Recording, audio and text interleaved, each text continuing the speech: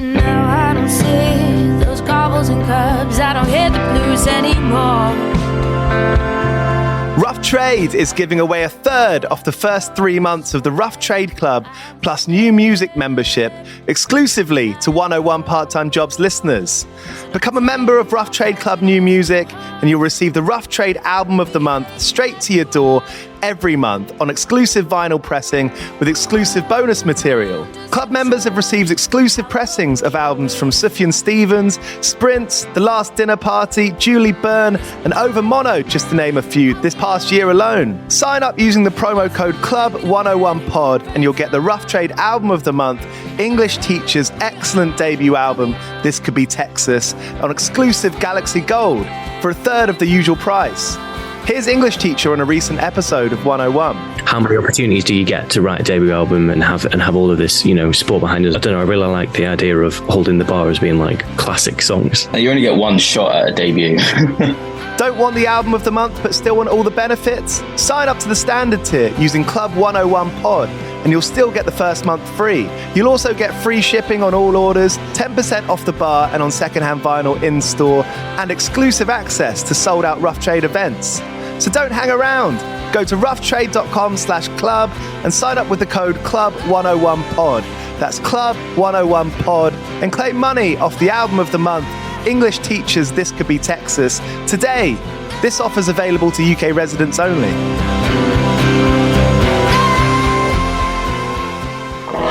Do you play in bands? I did for the longest time. And I wish that I knew that DistroKid was a thing. I don't even think it existed back then. DistroKid makes music distribution fun and easy with unlimited uploads, and artists keep 100% of your royalties and earnings. 1 million plus artists rely on DistroKid to get their music on Spotify, Apple, YouTube, TikTok, Tidal, Instagram, and all the major streaming services. When you get DistroKid, you can see a DistroKid bank and withdraw your earnings. You get notified when you've earned royalties and you can withdraw via the app. And you can even check your streaming stats on Spotify and Apple. Get 30% off your first year on DistroKid by going to distrokid.com/VIP/101pod. 30% off for your first year. That's not bad. We know it's a tough world out there. Why don't you make it easier for yourself? And to get 30% off that free year as an artist, where you get 100% of your royalties and earnings, go to distrokid.com/VIP/101pod. All right, stay with me. I'll be right back after this. Lucky Land Casino, asking people, what's the weirdest place you've gotten lucky? Lucky? In line at the deli, I guess? Aha, in my dentist's office. More than once, actually. Do I have to say? Yes, you do. In the car before my kids' PTA meeting. Really? Yes. Excuse me, what's the weirdest place you've gotten lucky? I never win and tell. Well, there you have it. You can get lucky anywhere, playing at LuckyLandSlots.com. Play for free right now. Are you feeling lucky? No purchase necessary. Void where prohibited by law. 18 plus. Terms and conditions apply. See website for details.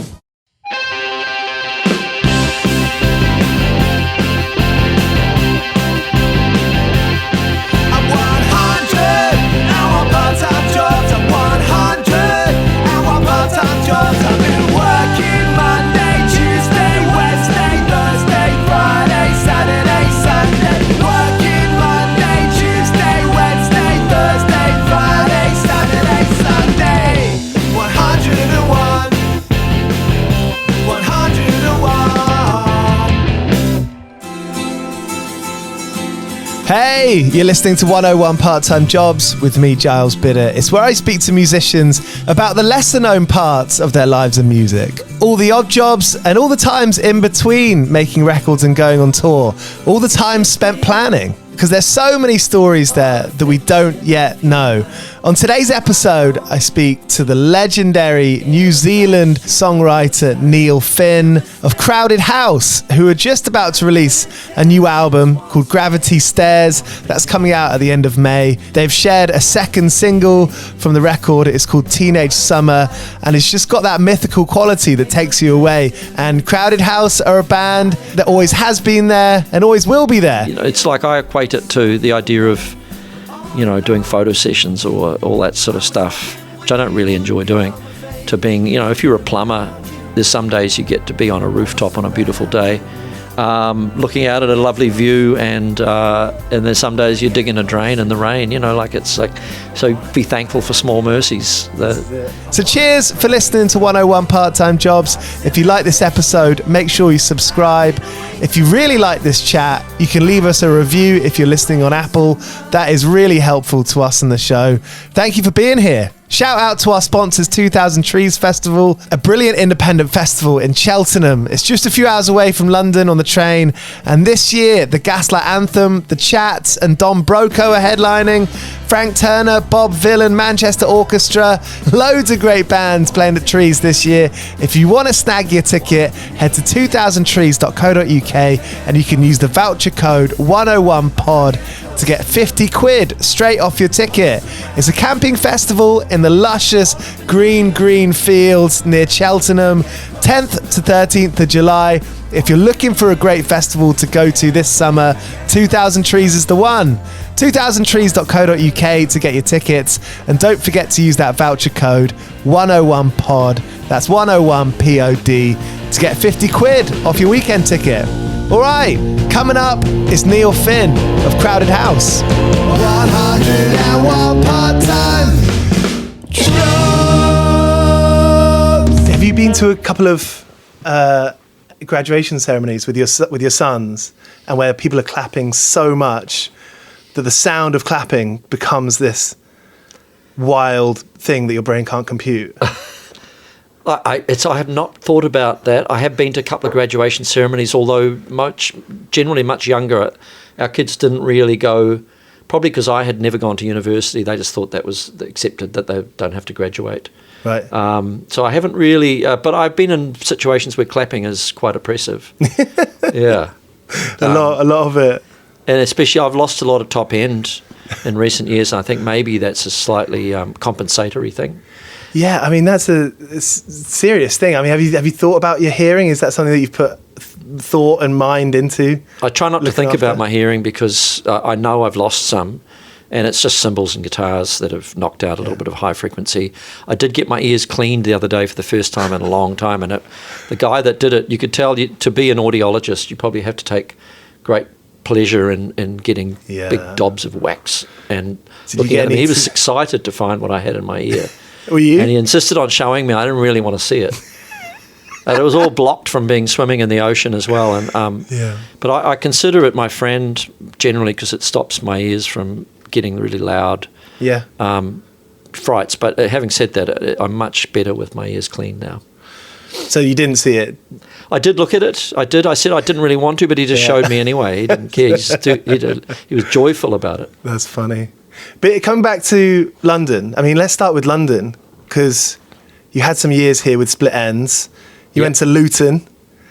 You got some Luton memories. The Luton tapes. There you go. We recorded at a studio in Luton, Quest Studios, I believe, and actually it was run by Bryce and Chris, who ended up managing Radiohead, and we were able to converse and share stories about that when I met them a few years later. I didn't know that at the time, but we were really cramped in a little place, and Noel Crombie was in the bathroom with his percussion set up, and but we did some very spirited recordings in there. What was it like back then? Because from what I've read about that time is you came over to, as part of your career, as part of your music career, the music industry in London was happening, post-punk and punk rock was in its throes. You didn't quite fit into what was happening at the time. So it sounds like, it was a bit of a scrap in London for you.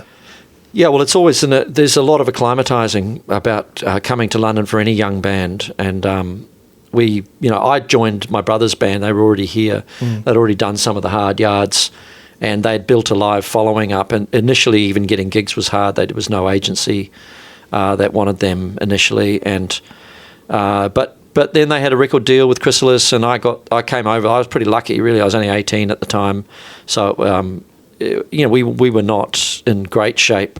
Certainly not financially. We were living on £20 a week or something, and scraping it together, but it didn't felt glamorous to me. I felt like I was. Yeah. We had a crew. We had one crew guy, which was pretty good for starting out, And we were doing gigs and had pretty good audiences. You know, we were playing to 500 people at universities, and so it was certainly not too scrappy. Bottom rung. I've not too scrappy, and I felt pretty lucky about that. But we were sort of at the tail. Punk was in full flight when the band was.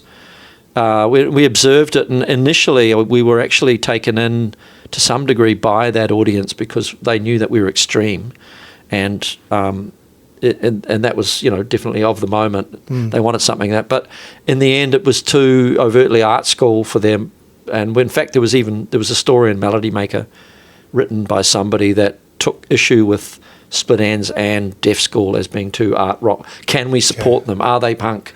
And obviously we weren't punk. We were quite sophisticated in terms of the way we arranged our songs, but we had a pretty wild ethos at the same time. So the lines were drawn, but even just before I joined the band and they were first playing gigs here, they had like Susie Sue sitting on the front of stage and looking at Noel Crombie, who was the sartorial face of Split Enz and had the really crazy haircut and stood there and did nothing all night really, and then all of a sudden he'd break out after 20 minutes of doing nothing and do a dance, and everyone would go completely crazy, and then they'd watch him waiting for the next thing to happen, you know.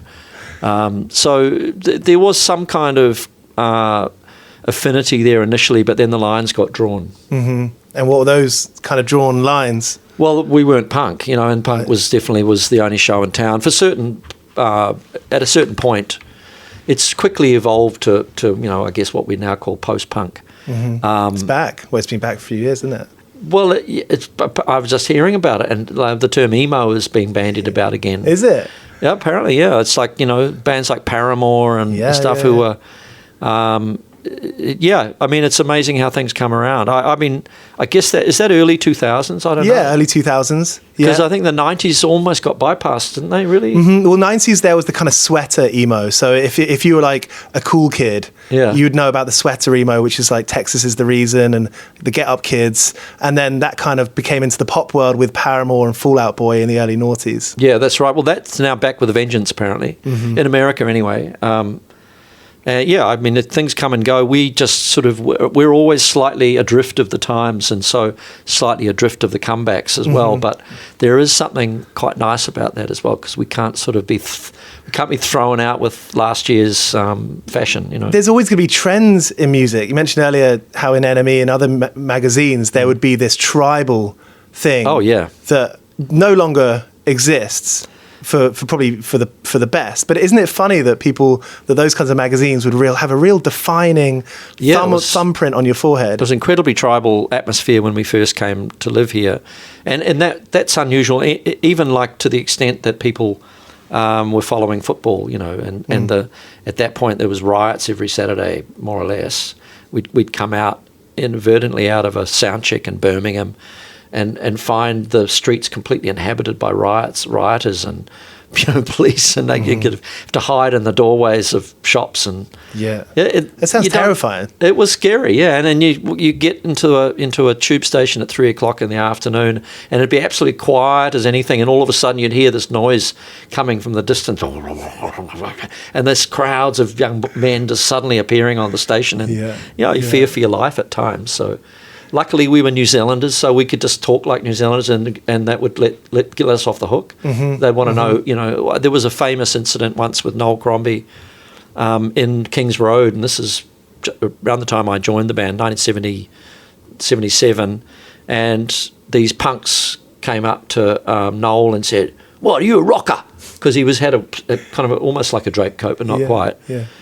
And he went, "No, I'm a New Zealander." And they sort of talked amongst each other and went, "Oh, well, all right then." And then off they went. And you get away with it. They couldn't process it, you know, like it was not a tribe that they recognised. 101, 101, part-time jobs, 101, 101, 101, part-time jobs.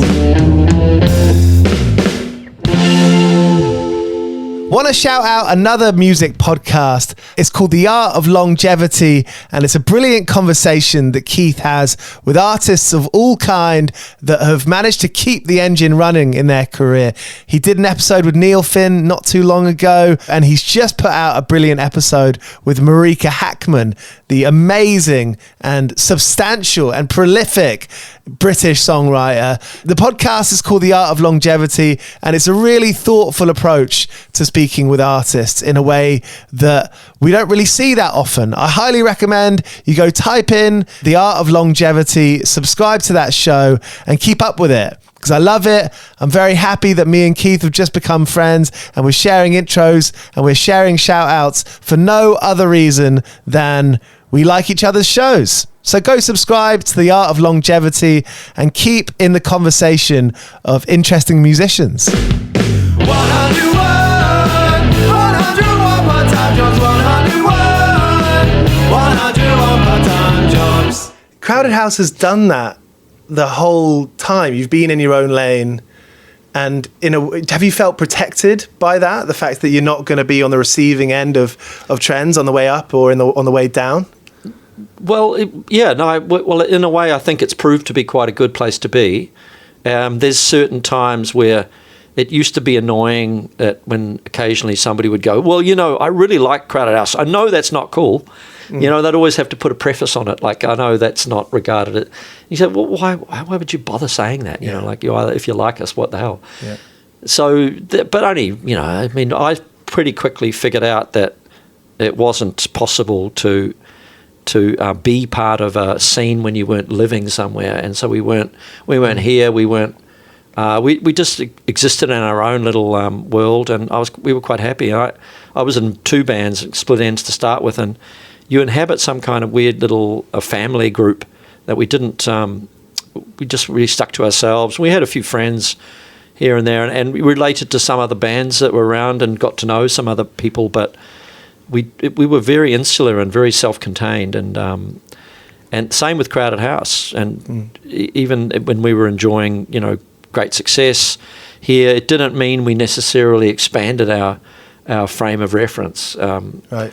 And it's in a way that does protect something. It protects an inherent strength. There's a strength in that.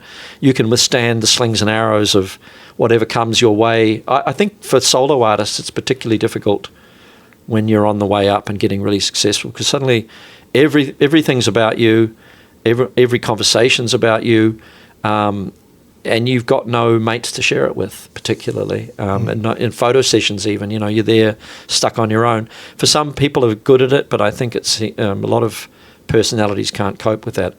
I think bands have that over being solo because you've got mates to share it with. Yeah, and it's fun to share celebration. So you celebrate, you share the losses, you share the wins. That's right. It's all human. Yeah, and I mean, you can withstand you get a bad review or something, and if you've got your mates and got someone to share it with, you don't get so shaken by it.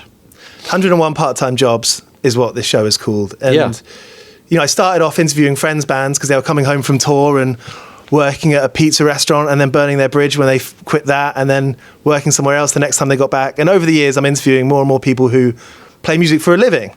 Yeah. And I've realized that those 101 jobs, they don't go away, do they? There's always going to be a list of things that are on your mind, things you need to take care of, things you need to lay in the balance.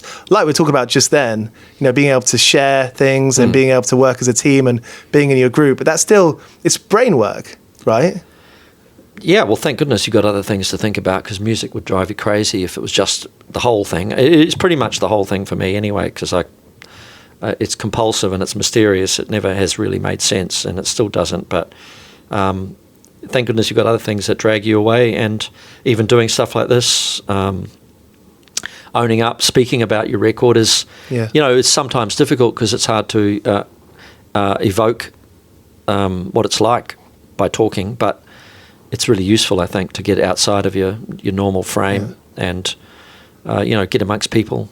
Yeah, we hear about it we hear a lot about therapy now and how talking is a big important thing, and It's always been that way, right? I mean, I think in the way that you might say it takes a village to raise a kid, and if you're from a big family, maybe you're used to, even if you're shouting at each other half the time, you can understand one another and grow this kind of empathy.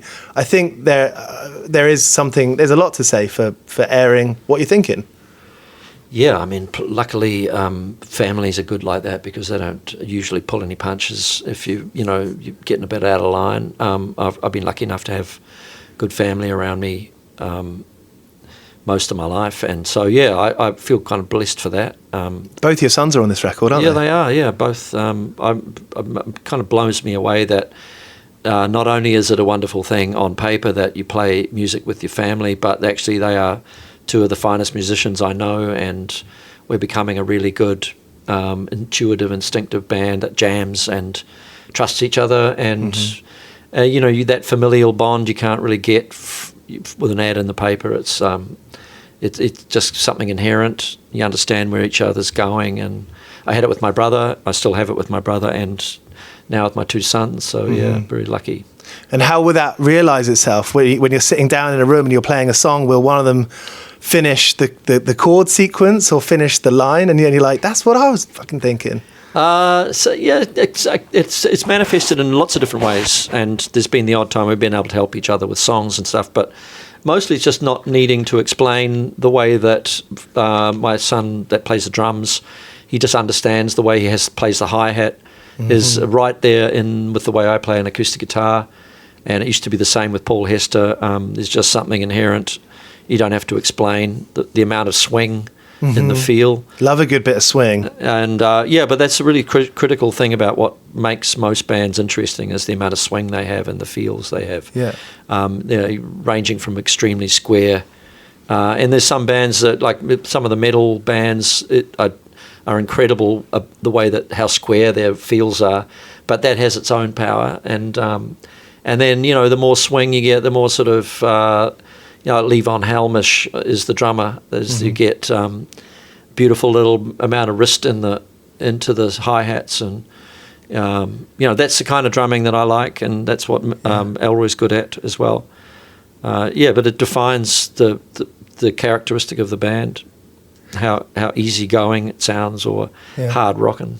Have you managed to keep it fun? I mean, here's a story. The first song I ever learned on any instrument was Weather With You on bass guitar in my form at school, and I was not good at school, which when I say that, I mean I didn't enjoy school. Me and teachers were always at odds with each other, and it was a teacher I really didn't... What's the mark in your favour, really? How come? To be at odds with your teachers, unless they happen to be brilliant. I think that was just a good individual thing to be, isn't it? A bit of, I guess, I used to think not, but then as I get older, maybe I guess you learn and you question question things. You weren't into conforming. I mean, we all, if we're lucky, we get one or two good teachers in our life, school days, and there it's worth paying attention and listening, but most of the time it is, there's things to learn always, even with bad teachers, but I think there's something to be said for expressing your individuality as much as possible. This is it. And I had that one teacher who it was her idea to do Weather With You. And it was the first time I heard the song, and I thought, this is so funny that I'm doing something that I really love, learning this instrument. I didn't know it quite at the time, but it felt like it. I'm opening this new world for myself. Right. Yet it was in the confines of school and this teacher I didn't get along with. And it made me think about that kind of tension between the creativity and the fun, ultimately, of fucking around and playing songs and having fun creatively with the instrument within the confines of something that's maybe a bit more traditional. And so in that sense, maybe it was my teachers, but for a lot of bands, that will be the industry and record labels and your ideas of what you should do and managers perhaps. Have you been able to maintain that curiosity and that fun and that thrill? I certainly have maintained a fascination with the whole process of creating music, and in my own sphere as a songwriter, I love the moments when I'm making songs up, and the first time I get to even halfway through that process and listening back at the end of a night to something I've just made, and it's only I'm the only one in the world that's ever heard it, and I just made it, and it exists, and it sort of has a life already. That's a super thrilling moment, and fascinating, and And then there's the beautiful moments in rehearsal where the band takes a song and it kicks into life, and you feel something in it that's a power that you didn't imagine when you wrote it. That's a tremendous feeling, and it's completely magical. And then that can happen on stage as well, where an audience will lift something to a great height and the band will kick into a new gear. So all of those moments really add up to the fascination and the compulsion. And then there's lots of mechanical things about being in the industry that, it's, traditionally a lot of people find difficult, because you get into music thinking it's this completely free kind of world where you should just be able to be completely, free and untethered and unhinged. And I support that as a concept, but really you have to engage at some point with the world. And, it's like I equate it to the idea of, doing photo sessions or all that sort of stuff, which I don't really enjoy doing, to being, if you're a plumber, there's some days you get to be on a rooftop on a beautiful day, looking out at a lovely view, and there's some days you're digging a drain in the rain, so be thankful for small mercies. This is it. You have a few grubby, uncomfortable days as a musician, or long journeys that don't seem to end, or, but really the benefits of what you get to do at the end of the day are just, immeasurable. I often think of that film Sliding Doors. Yeah. And that kind of messed me up. That was the first time in my life I thought, oh my God, there might be an alternative reality, and that kind of messed my mind a little bit. But, those big ideas, those become kind of superstitions in a way. Have you ever had a superstition? I had a superstition. Not really, no. I don't actually. I'm not a superstitious guy. You're better off for it, I think. Yeah, I don't have a lucky pair of socks or anything like that. I have things that I've realised I prefer. Like I prefer not seeing anybody before a show, any guests, because I like to be in my own little space. But that's not a superstition. That's just process. Taking care of yourself. Yeah, I'm desperately trying to think if I've got any. No, I don't have any superstitions. No 3 drains. Does that make me weird? I don't know. I think, I don't know. I wonder if it's one of those things that if you're younger, it depends on how impressionable you are as well. Yeah, no, I'm very much a person. I believe in certain acts of chance, and there are the coincidences are remarkable when they occur. But I think my take on it is that it's too big for me to imagine. The minute you start putting weight on that, then you start double guessing what you're doing. Yeah. I sort of think you just trust my own instincts and follow my own path, and occasionally the stars line up. That's what it feels like to me. Is like if you just keep turning up and you keep putting the same level of commitment, intensity, a passion into what you do, then you can feel like you're climbing uphill, and all of a sudden you arrive at a beautiful view, and you wouldn't have got there if you hadn't had all those knocks. Yeah. So They Can is the organisation. We're in Kenya and Tanzania. Yeah, it's I've just been supporting this organisation for years, and a New Zealand woman started it she was a backpacker through Africa in her 20s, and she ended up in some really remote areas and became completely captivated with the vibrancy of the people she met there, but also became incredibly aware that there was absolutely no educational opportunities for lots of these kids. They ended up working in the fields, and when they were 10 years old, getting some of them even worse, getting the young women getting sold into marriages that they didn't want to be in, and so she just started raising money to build schools in these areas, and the communities themselves run them, and they just become opportunities for all these kids, that some of whom are walking to school good 10 k's a day and back home. And she made a brilliant success, and they made a brilliant success of it, mostly because she basically had the community themselves running everything. And I got to know her and started supporting this, and got to know more about these kids, and they started to inhabit my brain, and I wrote a song inspired by them. called Oh Hi, which is the lead single off the new record. Yeah. You wrote it a few years ago. I've had it out for it's been a song for like 2 or 3 years. I put a sort of advance copy out just with a thing to publicise or to help them do a campaign, and it just grew as a song and became part of the Crowded House repertoire. Yeah. And the record company were keen to put it out as a first single, so what the hell, it's great. Yeah, excellent. Yeah. You get a chance and you get to talk about it. And I get to talk about it, and I'm going to go and visit them in July at the schools. There's quite a few now, and it's just become a very successful campaign. And I've got this footage that I've edited together as a video, which you'll see will come out at some point. And I kind of fallen in love with them. I knew that it was great, but I've fallen in love with them from having looked at these videos. Yeah. And just blown away by their magnificence, really, and become very, very aware that there's all these kids that are out of view and that we really need in the world, and they don't get it. If they don't get the simple opportunity to have an education, they don't have a chance to influence us for good and for us to learn from them. And, you know, heavens knows our culture, the Western world has, we've done some amazing things, but we've messed things up, something shocking. And I've got a feeling that some of the resources of Africa, South America have not been, we've got no idea how important they might be. Mm-hmm. So yeah, I'll try and unlock a bit of goodwill. Speaking about big ideas, you know, I guess seeing those communities and seeing those kids when it's a picture or a video, you get to know them in a way. Well, I did. Yeah, I was editing my own video. I had some video footage from them that I sent a crew out to shoot.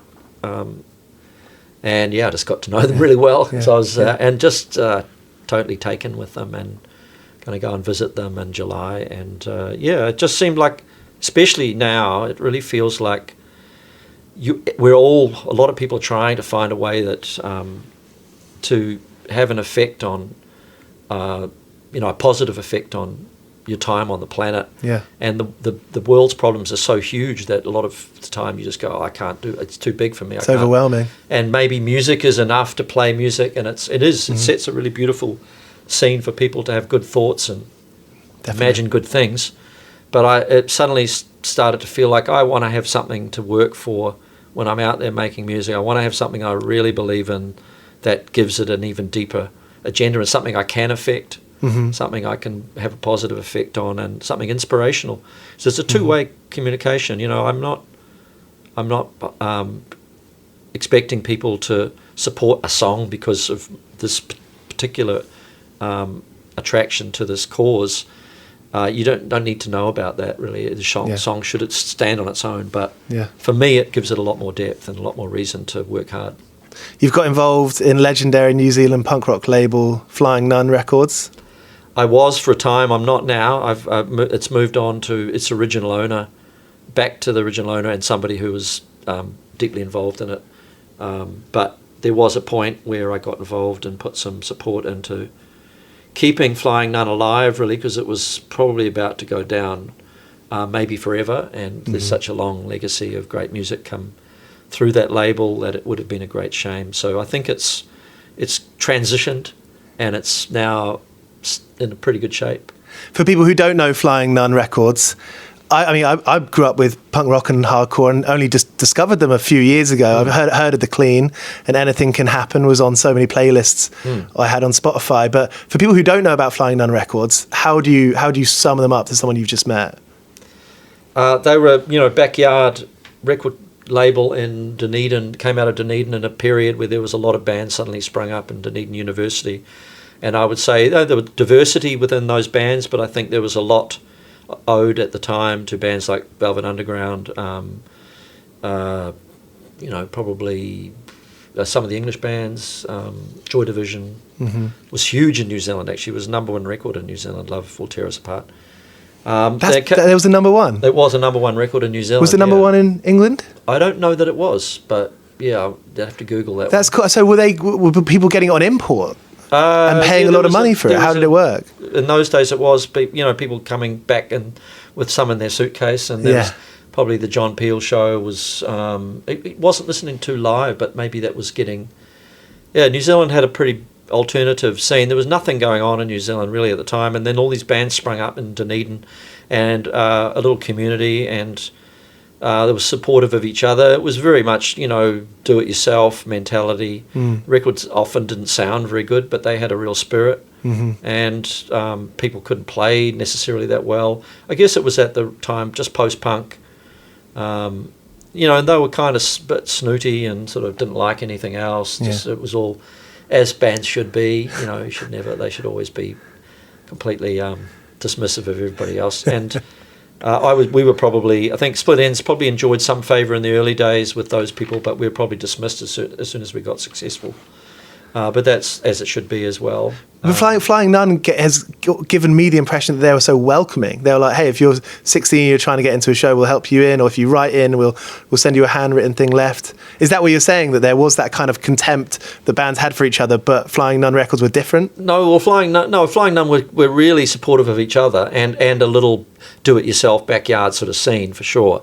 I'm just saying within that community, they were probably contemptuous of all the mainstream acts. Anybody getting successful, because they were like... And they had a few charting, like I think The Clean actually charted in New Zealand on their first couple of records. But Excellent. To chart in New Zealand, you probably only needed to sell 100 records in a week, So, do you like the Bets? Yeah, I do like the Bets. Yeah. I think they've toured with us a little bit. Oh, nice. We've done a few shows with them. Yeah, they're nice people. So the new record's called Gravity Stairs. Yep. Have you ever fallen down the stairs? Yeah, well, I haven't actually fallen downstairs accidentally. I was in a play when I was 13 years old, and my job was to fall down the stairs. I had like 5 stairs I had to fall down every night, and I became quite good at it. Yeah, you're like a skateboarder. If you get good at falling off, then you get better. There's a way of distributing your weight evenly down the stairs that avoids serious injury. That's good. Yeah. Did anything come of that potential acting career? Not really. I quite enjoyed it, but it was a little theatre thing in my little hometown, and apart from really fancying the director's wife, that was about the only thing that I remember about it, really. As a 16-year-old, it was a hopeless infatuation. 101 part-time jobs. You've had the ultimate part-time job of playing in Fleetwood Mac. It was a really unusual turn of events that you get asked at a point where I thought I knew, had a very diverse life as a musician, and I thought that was probably about it. I wouldn't, nothing else could come along, and all of a sudden I get asked to join Fleetwood Mac. So yeah, it was 2018. The blue. I think it was 2018. Yeah, just it was. Well, we got the whole thing done before COVID, so that was kind of handy because there was like 80 shows or something. But yeah. Were you scared about messing up? What were the kind of anxieties you'd have going into that job? Well, different sets of pressures, because I'd only ever been the lead singer, or in my brother's band I was one of the singers. And it's your own songs, and it's a different... this was a completely different... I was stepping in and having to learn somebody else's songs, and I really wanted to do them justice and, stand up for it. And they're an amazing band with an incredible legacy of songs. So I was aware, and, I was stepping into Lindsey Buckingham's shoes, together with Mike Campbell, actually softened the blow slightly. Yeah. There was 2 of us that needed Mike Campbell from from the Heartbreakers. Which was good, because it took the pressure off one person being, suddenly being a stand-in for Lindsey Buckingham. It didn't really feel like that. And I just wanted to give it my best, and I got to know Mick Fleetwood, which is how that offer came through. And, I love Mick, and I wanted to, support his invitation for me to join, and the whole band were unanimous about when we played together that it sounded good, and I knew we could sing together well, so it felt natural. And they are a real band, and I've been in bands my whole life, so I think I had the right attitude to it, and to stand there and be able to play with John McVie and Mick Fleetwood every night as one of the best rhythm sections on earth, and sing with Stevie and Christine was just a huge joy. Maybe it's to do with DSPs and the way the kind of, for lack of a better word, I think like fluid that music listening is now.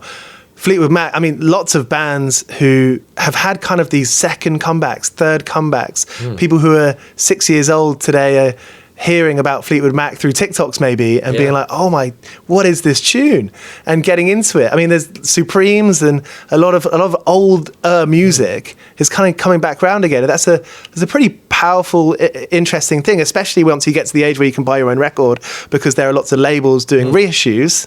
It's a pretty exciting time for music. Yeah, no, there's a lot of random elements to what can suddenly enter the mass consciousness again. I think Fleetwood Mac have had more than 2 comebacks, and in fact, I don't think they've ever really gone away. I think Rumours might have been in the English charts almost continually, isn't it? I think. But probably. I mean, there's a lot of parents with. I mean, when I moved into my first flat, I had a Simon and Garfunkel record, and it had my mum's penciled her name on the dust sleeve, and I rang her up, and she said, "Oh my goodness, I did that when I was 18." Yeah, I was like, it's amazing. It's good brilliant. Good songs hang about, you know, and I think there's a respect and a reverence for a certain era where bands, you know, like I don't know, it feels different. It felt different back in the day. Now there's so many more opportunities and, you know, pathways and ways of becoming successful. In those days, there was a certain, I mean, it wasn't always perfect. There was a lot wrong with the music industry back in the day, but there was an authenticity about the way that bands had to play a lot to get good and find their chemistry. And that's something that resonates for young kids still, I think. There's some interest they have in that.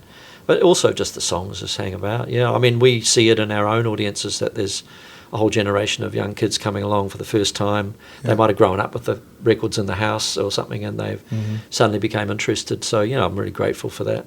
And your records are consistently excellent, if you don't mind me just sitting here and complimenting. That's very kind. Because there's no weak points. You know what I mean? They're all great songs. And I think there's probably a lot of people listening to those records being like, how do they do this? How does he do this? Is this real consistency? I mean, is there much left on the cutting room floor? Yeah, there's a fair bit left on the cutting room floor.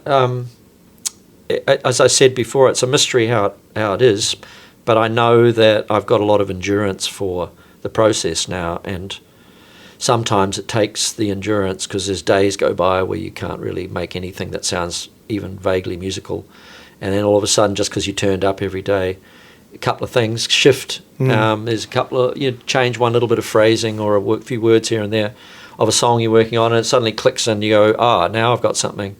This has some kind of resonance or emotional weight.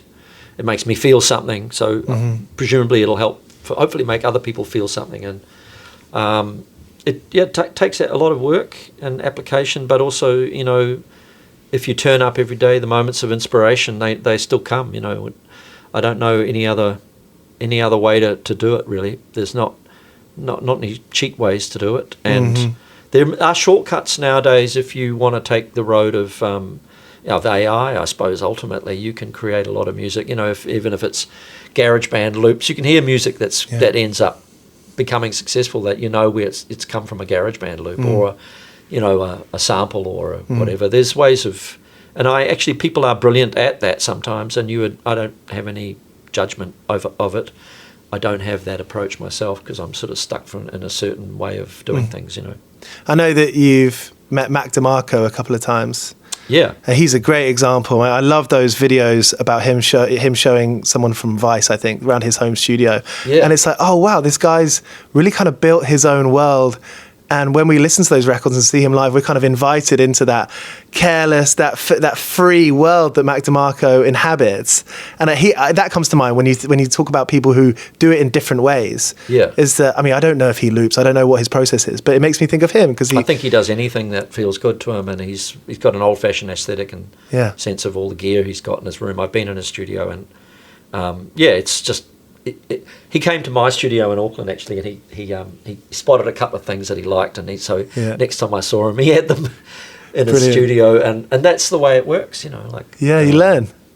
Jeff Tweedy came into our studio in Auckland, and he particularly liked an acoustic guitar I had, which he went and bought the same model of, and a Roland drum machine. I think maybe it was I can't remember the name, CS 74 or something. I don't know if I got that name right. Bad at numbers. Same. Yeah, but that's what I've done the same thing. You know, I go and see somebody with a bit of gear and think, that'll be useful. It's made round to go round. There's no difference to that than when you're a teenager or a young teenager. You go on a sort of a friend date, and you see that your friend's got their, you know, the feng shui of their bedroom set up somewhere in a particular way. I'd run back and then change my bedroom to Well, that's right. That's like we're all just victims of wanting to emulate people we admire. But hopefully you get it wrong, because when you get it wrong, it becomes your character, not theirs. Right. I've got a couple more questions left. Thank you so much for being up for this, Neil. When you go to the practice room and it doesn't come, and the words don't match up, and you're not sure quite what to do, what do you do? Usually just try and occupy myself with some task that needs doing. I'll go to a session where I've been meaning to add a bass guitar, and I'll do a bass guitar, and come back to something later. Yeah. There's always a little task that needs doing. Occasionally, if it's really there's not a musical bone in my body, I'll just go for a walk, I guess. Yeah. Go for a swim. I just got into the elliptical at the local gym. Oh. And I do my emails, or I do whatever I need to do, and because I go off working off a creative mindset. That's where my fun is. Yeah. So once I do that, it has, whether it's your blood pumping around your body, I don't know what it is, but it's doing something helps. Distract yourself with a bit of physical work, I think. Yeah. Throw yourself down some stairs again. Yeah. Well, I haven't tried that for a while. I should be dangerous now, I think. Yeah. I got one more question. Yeah. Probably earlier in your life, working various part-time jobs, but I guess it goes to playing in music as well. What's the biggest work gaffe, the biggest work kind of fail, the mistake that comes to mind that you kind of had to work in that moment, you had to figure it out quick and fast? Well, I was once wheeling a dead body across the lawn of a hospital in Auckland as a hospital orderly, and me and my other hospital orderly friend at about 2 a.m. To the morgue, and the entire top of the trolley fell off onto the lawn, and we had to lift this unfortunate body back on the... Yeah, that was we were just terrified we'd been spotted by the hospital staff, but we weren't. We got away with it.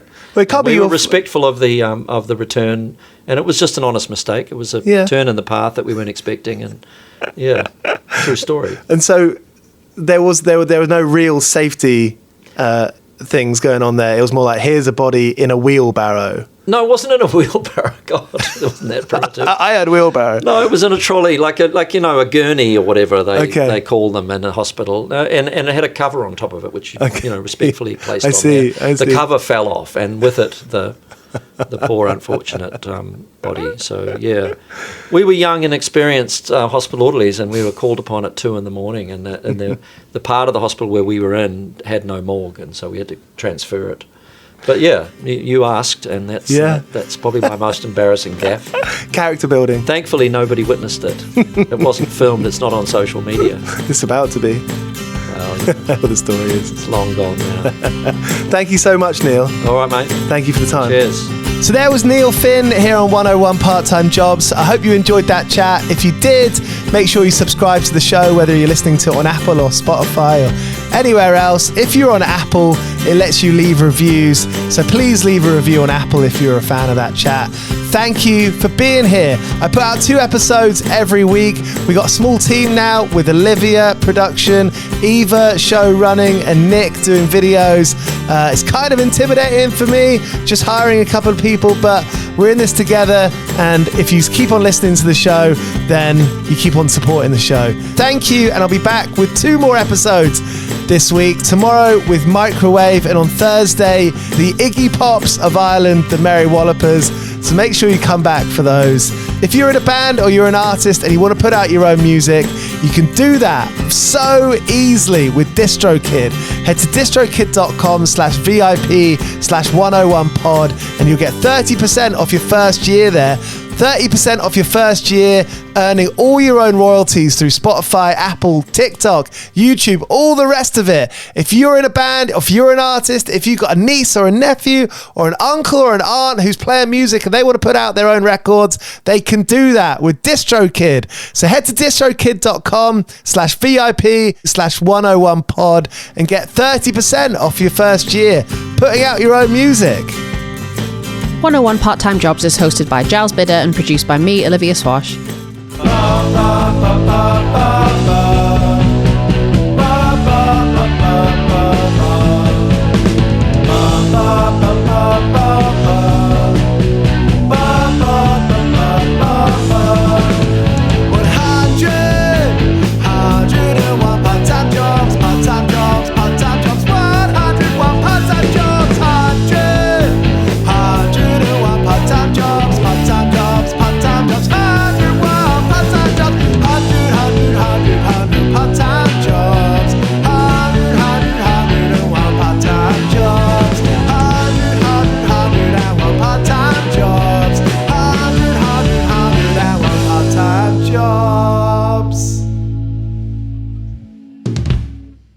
Judy was boring. Hello. Then Judy discovered ChumbaCasino.com. It's my little escape. Now Judy's the life of the party. Oh, baby, mama's bringing home the bacon. Whoa, take it easy, Judy. The Chumba life is for everybody. So go to ChumbaCasino.com and play over 100 casino-style games. Join today and play for free for your chance to redeem some serious prizes.